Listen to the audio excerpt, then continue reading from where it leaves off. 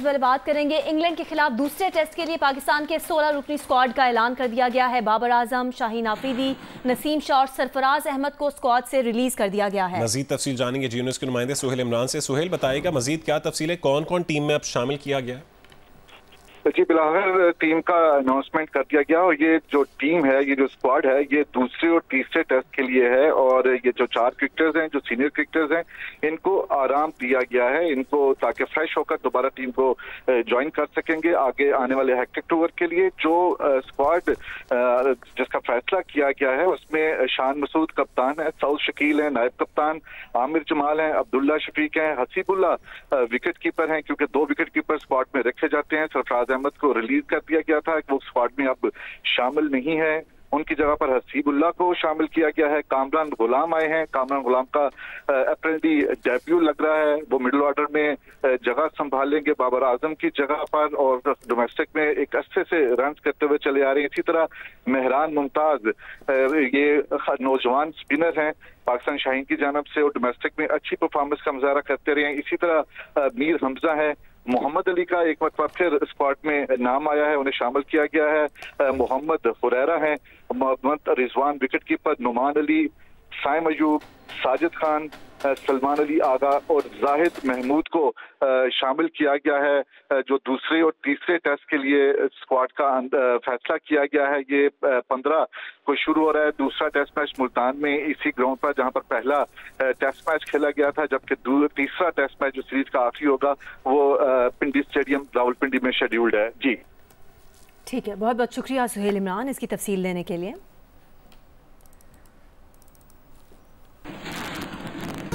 PTI बानी से मुलाकात कराने की शर्त पर 15 अक्टूबर के एहतजाज की कॉल वापस लेने पर तैयार, मगर हुकूमत ने बानी पीटीआई से मुलाकात करवाने का मुतालबा मुस्तरद कर दिया। तर्जुमान पीटीआई शेख वकास अकरम ने कहा है कि बानी पीटीआई से मुलाकात करवा देंगे तो एहतजाज की कॉल वापस ले लेंगे, मुलाकात ना करवाने पर एहतजाज की जिम्मेदार हुकूमत होगी।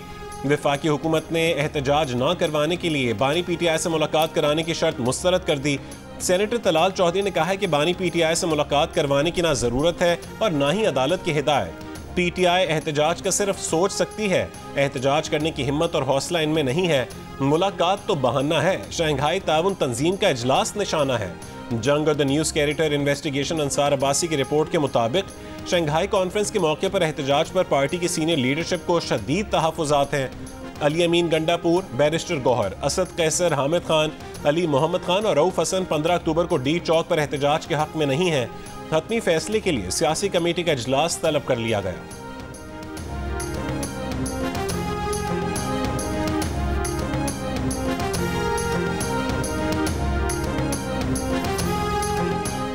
चीनी वजीर आजम ली चैन 14 ता 17 अक्टूबर पाकिस्तान का दौरा करेंगे। तर्जुमान दफ्तर खारजा के मुताबिक चीनी वफ्द में वजारत खारजा, वजारत तिजारत, कौमी तरक्याती इस्लाहाती कमीशन और बैनुल अक़वामी तरक्याती ताउन एजेंसी के नुमाइंदे भी होंगे।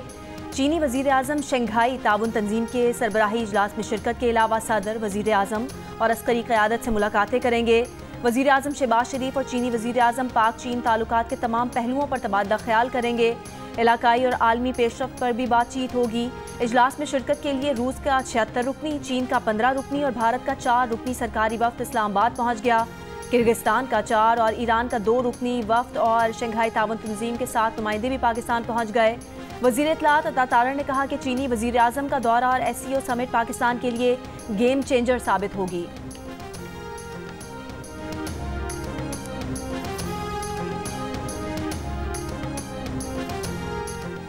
आईनी तरमीम के मुश्तरका मुसवदा को तैयार करने के लिए वज़ीर कानून की ज़ेर सदारत ज़ेली कमेटी के इजलास में हुकूमती और दीगर जमातों के मुसवदों पर गौर। इजलास में नवीद कमर, अनूशा रहमान, बैरिस्टर गौहर और कामरान मुर्तज़ा शरीक हुए। कमेटी को तमाम मुसवदों के मुश्तरका नकात सामने रखकर हतमी मुसवदा तैयार करने का टास्क दिया गया है। ज़ेली कमेटी अपनी सिफारिशात कल खुसूसी पार्लिमानी कमेटी में पेश करेगी। गुज़श्ता रोज़ मौलाना फजलुर रहमान ने आईनी अदालत पर हुकूमत का साथ देने से साफ इनकार करते हुए अदालत की जगह बेंच बनाने की शर्त रखी थी। तहरीक इंसाफ के रहनुमा बैरिस्टर अली जफर ने कहा है कि हुकूमत एक रबर स्टैंप अदालत बनाने जा रही है जिसके जज वज़ीर आज़म के मुकर्रर करदा होंगे। आईनी तरमीम के हुकूमती मुसवदे में तजवीज़ किया गया है कि सुप्रीम कोर्ट का चीफ जस्टिस 3 सीनियर तरीन जजेस में से होगा। एक वफाकी आईनी अदालत कायम की जाएगी जिसके पहले चीफ जस्टिस का तकर्रुर सदर वजीर आजम के एडवाइस पर करेंगे। वफाकी आईनी अदालत का फैसला किसी भी अदालत में चैलेंज नहीं हो सकेगा। चारों सूबाई आईनी अदालतों के फैसलों के खिलाफ अपील वफाकी आईनी अदालत में दायर हो सकेगी।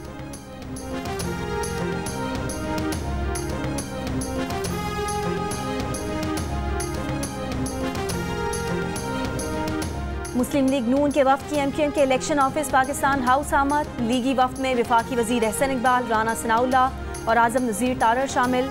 Chairman MQM Pakistan doctor Khalid मकबूल और दीगर रहनुमाओं से मुस्लिम लीग नून के वफ्द की मुलाकात में मुजव्विज़ा आईनी तरमीम और बल्दियाती हुकूमतों को बाइख्तियार बनाने पर बातचीत।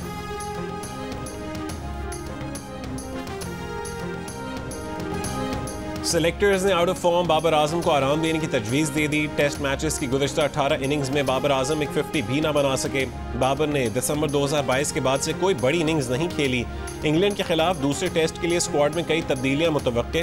विकेट कीपर सरफराज अहमद को स्क्वाड से रिलीज कर दिया गया। बाबर आजम की जगह कामरान गुलाम जबकि अबरार की जगह स्पिनर मेहरान मुमताज़ को टीम में शामिल किए जाने का इम्कान है। टीम का ऐलान चेयरमैन पीसीबी मोहसिन नकवी की हतमी मंजूरी से होगा। पाकिस्तान और इंग्लैंड के दरमियान दूसरा टेस्ट मैच 15 अक्टूबर से खेला जाएगा। जियो सुपर सीरीज के तमाम मैचेस बराह रास्त नशर कर रहा है।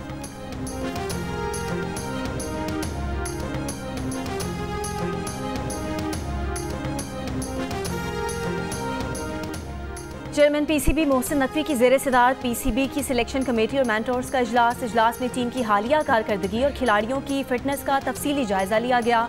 सिलेक्शन कमेटी ने टीम में मुतवक्के तब्दीलियों से चेयरमैन पीसीबी को आगाह किया। नए खिलाड़ियों की कारकर्दगी जांचने का अमल रवां सीरीज के इख्तिताम तक मुकम्मल करने पर इत्तफाक। चेयरमैन पीसीबी मोहसिन नकवी की पिचेस का मेयार भी बेहतर बनाने की हिदायत।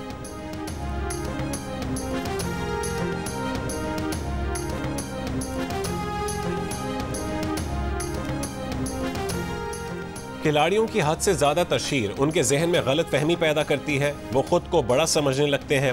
पाकिस्तान के लिए खेलना सबसे बड़ी तरजीह होनी चाहिए। पाकिस्तान क्रिकेट टीम के साबिक कोच मिकी आर्थर का मुल्तान टेस्ट में पाकिस्तान की शिकस्त पर तबसरा।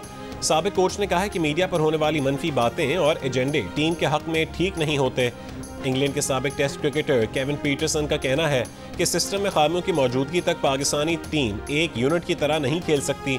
ट्रेनिंग के नाकिस तरीकों और ज़्यादा जज्बाती रवैयों को बेहतर बनाने की ज़रूरत है।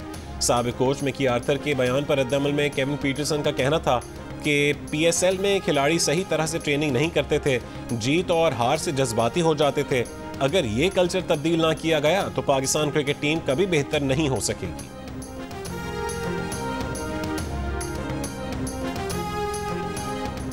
लाहौर में घी और ऑयल की कीमतों में 50 रुपये फ़ी किलो तक इजाफा। दर्जा सोम का घी 390 से बढ़कर 440 रुपये, दर्जा दोम 450 से बढ़कर 470 रुपये और दर्जा अव्वल के घी की कीमत 480 से बढ़कर 490 रुपये फ़ी किलो हो गई। ज़राए का कहना है कि तलब ज़्यादा और रसद कम होने से घी की कीमतें बढ़ी। घी मिल्स मालिकान कहते हैं उन्होंने कीमतें नहीं बढ़ाई। इजाफे की वजह मार्केट का अदम इस्तेहकाम हो सकता है। कराची में क्लिफ्टन 3 तलवार पर मुख्तलिफ जमातों के मुमकिन एहतजाज के पेश नज़र पुलिस तैनात। शाहराह फैसल पर FTC पुल के करीबी पुलिस का नाका, रेंजर्स और SSU कमांडोज भी तैनात। कराची में दफ़ा 144 के तहत 5 रोज़ के लिए जलसे जुलूस और मुजाहरों पर पाबंदी आयद है। DIG साउथ का कहना है कि शहर में किसी को जलसे या रैली या फिर धरने की इजाज़त नहीं है। खिलाफ वर्जी पर कानूनी कार्रवाई की जाएगी।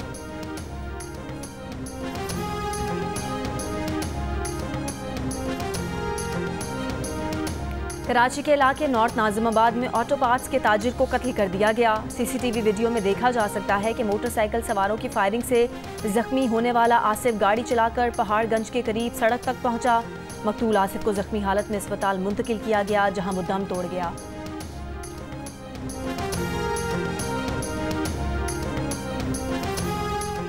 जिला कुरम में आज दूसरे रोज भी हालात कशीदा। फायरिंग के वाकयात के बाद आज भी इलाके में आमदोरफ्त के रास्ते बंद। कबाइल ने अमायदीन का हंगामी जिरगा तलब किया है। गुज़श्ता रोज कुरम में फायरिंग के वाकयात में 15 अफराद जाँ बहक और 7 जख्मी हुए थे।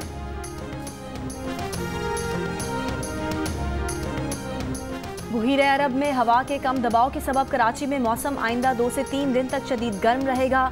दर्जा हरारत 37 से 39 डिग्री सेंटीग्रेड तक रहने का इम्कान। सिस्टम के जेर असर थरपारकर, उमरकोट, बदीन और सुजावल में कल बारिश की पेशगोई। महकमे मौसमियात के मुताबिक हवा का कम दबाव कराची के जनूब मगरिब से 1000 किलोमीटर दूर है।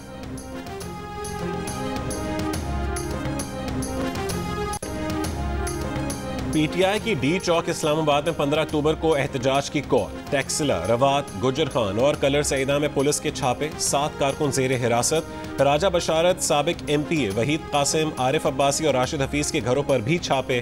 पुलिस के मुताबिक दफा 144 के तहत एहतजाज या रैली की इजाजत नहीं है। SCO कॉन्फ्रेंस के लिए सिक्योरिटी हाई अलर्ट है।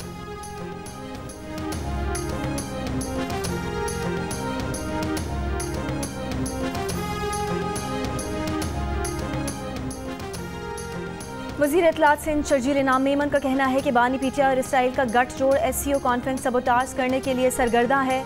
PTI क़यादत पाकिस्तान की सलामती और खुद मुख्तारी पर मुल्क दुश्मन मफादात को तरजीह देती है। बानी PTI पाक चीन दोस्ती को नुकसान पहुँचाने के लिए चीनी सदर के दौरे को सबोटाज करने की साजिश का हिस्सा रहे हैं।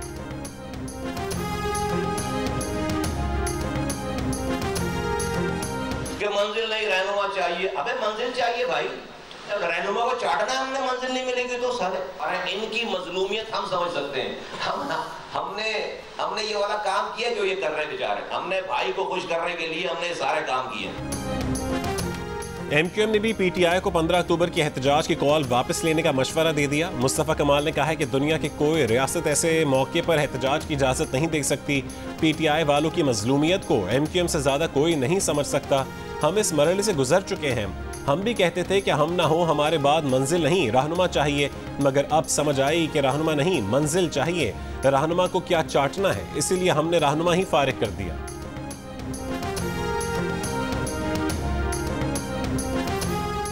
नायब सदर पीपल्स पार्टी सेनेटर शेरी रहमान का कहना है कि SCO इजलास के दिन PTI के एहतजाज पर कोई ताना दे तो उसका कसूरवार ताना देने वालों को ना ठहराएं। हम भी इससे बदतर हालात में कैद रहे, लेकिन ये रवैया नहीं अपनाया। शेरी रहमान के बयान पर रद्द-ए-अमल देते हुए PTI के वकील सलमान अकरम राजा ने कहा कि क्या आप PTI के MNAs के घरों पर होने वाले हमलों से लाइल्म हैं? खौफ के आलम को कौमी हुस्न के तौर पर कैसे पेश किया जा सकता है? इमरान खान के ज़ाती मुआलिज को जेल में उनसे मिलने दें। आप अपनी ही इक़दार के खिलाफ इक़दाम कर रहे हैं।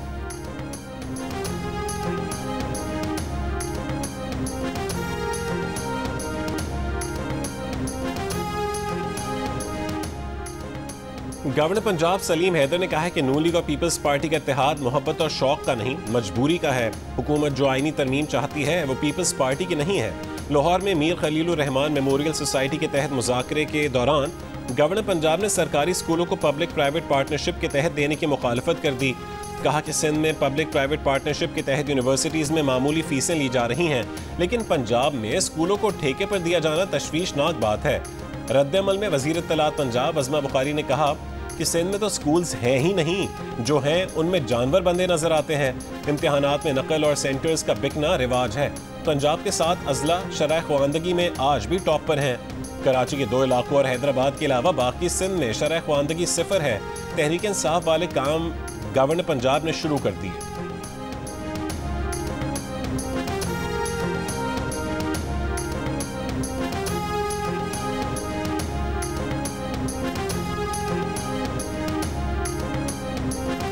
वज़ीर आला पंजाब मरियम नवाज ने अपनी छत अपना घर प्रोग्राम की मंजूरी दे दी। Punjab housing and town planning agency के इजलास में बताया गया कि अपनी छत अपना घर पोर्टल पर 5,44,000 लोग रजिस्टर्ड हो चुके। वज़ीर आला पंजाब की दरख्वास्त दहिंदगान के कवायद की तस्दीक का अमल बरवक्त और तेज़ी से जारी रखने की हिदायत। मरियम नवाज ने प्राइवेट पार्टनरशिप से हाउसिंग प्रोजेक्ट मुकम्मल करने का प्लान तलब कर लिया। इजलास में रवां माली साल के लिए 34 अरब 73 करोड़ के सरप्लस बजट की मंजूरी भी दी गई।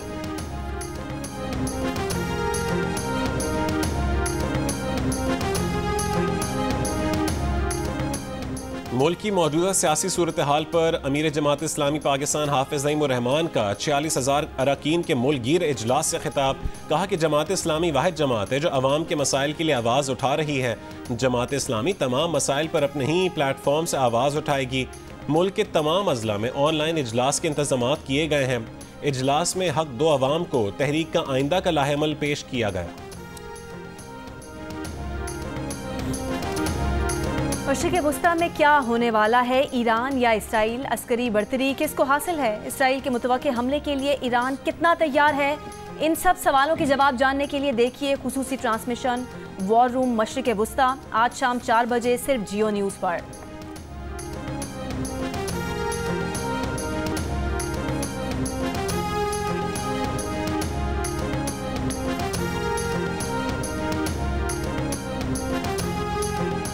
मकबूजा कश्मीर और फ़लस्तीन में इंसानी हुकूक की पामालियों पर जमात इस्लामी आज़ाद कश्मीर की मेज़बानी में कुल पार्टी मुशावरती इजलास।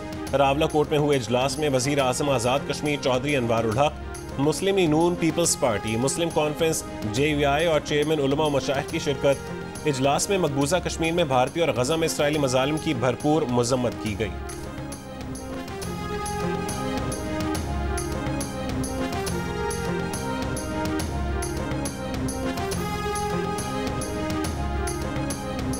इसराइली फौज का जबालिया कैंप का मुहासरा जारी, कई मकानात को बम लगाकर उड़ा दिया। एक हफ्ते में 200 से ज़्यादा फ़लस्तीनी शहीद, हज़ारों फ़लस्तीनी महसूर हो गए। हमास के इसराइली फ़ौज पर वार, कई इसराइली फ़ौजी हलाक और ज़ख्मी होने की इतलात। इसराइली तैयारों की जनूबी लबनान पर शदीद बमबारी, नबातिया कस्बे के बाजार को निशाना बनाया। लबनान में इसराइली फ़ौज का 23 इलाकों से शहरियों को इनखला का हुक्म, 24 घंटों में मज़ीद 78 अफराद जाँ बहक। हिज़्बुल्लाह के भी शिमाली इसराइल पर रॉकेट हमले, हैफा शहर में फ़ौजी अड्डे को निशाना बनाया। ईरानी स्पीकर की खुद तैयारा उड़ा कर लबनान आमद, बेरूत में इसराइली जहरियत का निशाना बनाए गए मकामात का दौरा। इराकी मुज़ाहमतकारों के इसराइल पर आज फिर ड्रोन हमले। पाकिस्तान और इंग्लैंड की क्रिकेट टीमों की ट्रेनिंग सेशन के लिए मुल्तान स्टेडियम आमद। इंग्लैंड के कोच और खिलाड़ियों ने पिच का जायजा लिया। पहले टेस्ट की पिच को पंखों से खुश्क किया जा रहा है। पाकिस्तान और इंग्लैंड के दरमियान दूसरा टेस्ट मैच 15 अक्टूबर से खेला जाएगा। जियो सुपर सीरीज के तमाम मैचेस बराह रास्त नशर करेगा।